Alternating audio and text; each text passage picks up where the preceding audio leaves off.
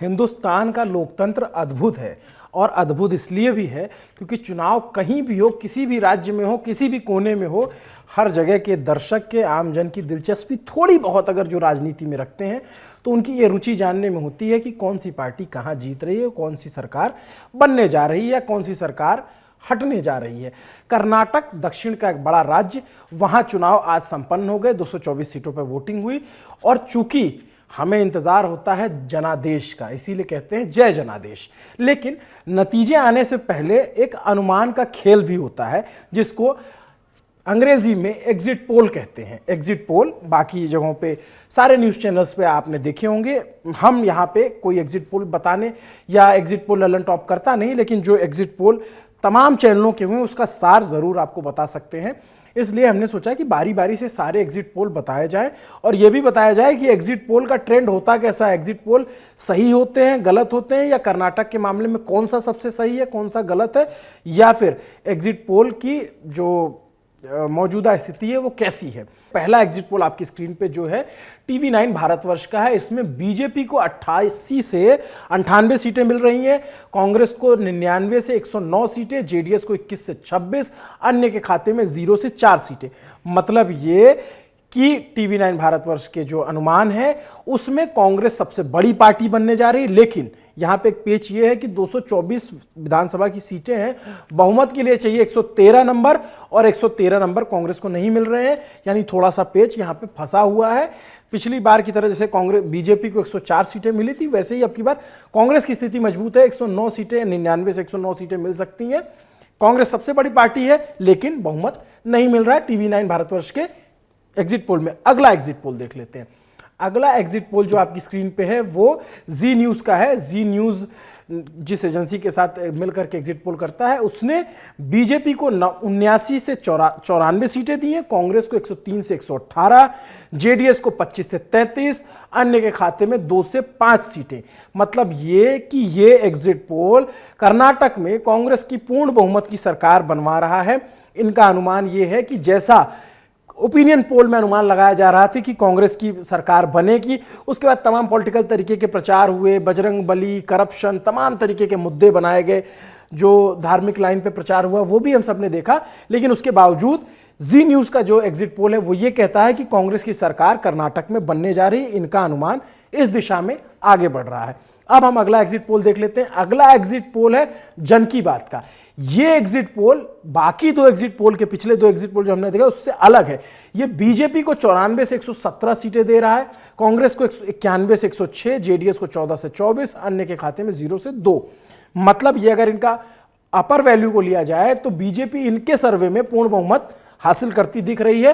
कांग्रेस भी 91 से 106 है, यानी कि बहुत टफ फाइट जो ये एग्जिट पोल बता रहा है वो ये कह रहा है कि कर्नाटक में काफी टफ फाइट है।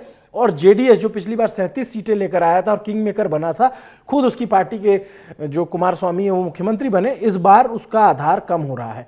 अगले एग्जिट पोल पे आते हैं। अगला एग्जिट पोल सी वोटर का है। सी वोटर के एग्जिट पोल में बीजेपी को 66 से 86 सीटें, कांग्रेस को 81 से 101, जेडीएस को 20 से 27, अन्य के खाते में 0 से 3।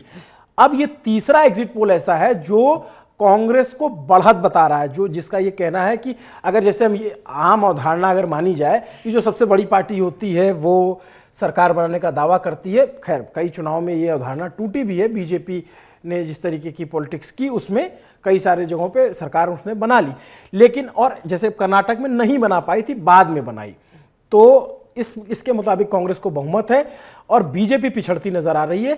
प्रधानमंत्री नरेंद्र मोदी के बम्पर धुआंधार रैली प्रचार के बावजूद बीजेपी का नंबर बहुमत के आंकड़े से और पिछली बार के अपने प्रदर्शन से कम होता नजर आ रहा है। एक और एग्जिट पोल है जिसकी विश्वसनीयता सबसे ज्यादा मानी जाती है, एक्सिस माई इंडिया, जो इंडिया टुडे के साथ सर्वे करता है। 2019 का लोकसभा चुनाव हो या उसके उपरांत में हुए कई चुनाव, एक्सिस माई इंडिया के जो गुजरात का इलेक्शन हो, उनमें ज्यादातर में ये एग्जिट पोल सही होता है।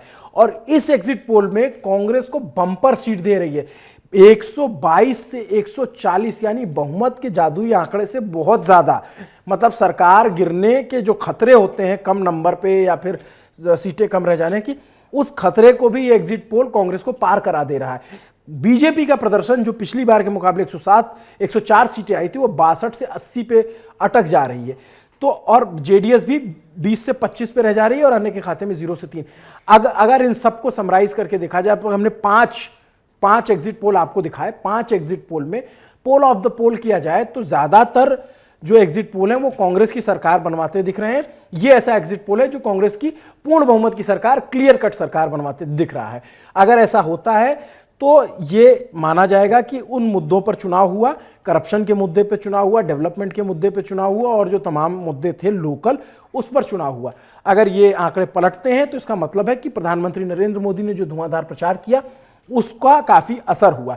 लेकिन प्रचार राहुल गांधी और प्रियंका गांधी ने भी बहुत बेशुमार प्रचार किया था। इवन प्रियंका गांधी तो जिस दिन चुनाव प्रचार पर रोक लग गई उसके बाद जो है कर्नाटक के बगल के राज्य तेलंगाना में भी रैली की कि ताकि वहां से मैसेज दिया जा सके। इवन सोनिया गांधी जो आमतौर पे बीमारी की वजह से रैलियों में या प्रचार में नहीं दिखती हैं, करीब 4 साल बाद किसी जगहों पर रैली की, प्रचार की, तो वो कर्नाटक था। भारत जोड़ो यात्रा जो निकली, जिसका सबसे ज्यादा असर बताया जा रहा था कि दक्षिण के राज्यों में होगा, और अगर ये एग्जिट पोल सही होते हैं तो असर भी इन एग्जिट पोल में निहित है, अगर ये एग्जिट पोल नतीजे में कन्वर्ट होते हैं।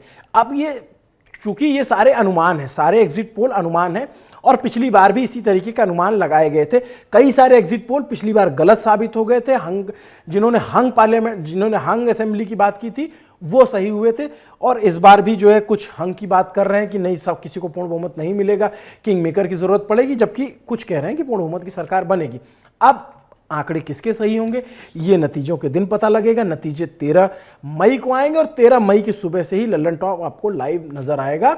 हमारी टीम वहां पे ग्राउंड पर रिपोर्टिंग करने गई थी, उनके अनुभव क्या रहे थे उस पर भी बताएंगे और एक एक सीट की बारीकी से बात भी करेंगे। ये वीडियो आपको कैसा लगा कमेंट करके जरूर बताइए। इन एग्जिट पोल पे जो ये अनुमान लगाए जाए इन पे आपका क्या सोचना। अगर आप कर्नाटक से हैं तो आप अपना अनुमान जरूर बताएं, और अगर आप कर्नाटक से बाहर के भी हो, राजनीति में दिलचस्पी रखते हो और आपका राजनीतिक विज्ञान थोड़ा ठीक है तो भी अपना अनुमान जरूर बताएं। हमें आपके कमेंट का इंतजार रहेगा। मेरा नाम है अभिनव पांडे, देखते रहिए दी लल्लन टॉप।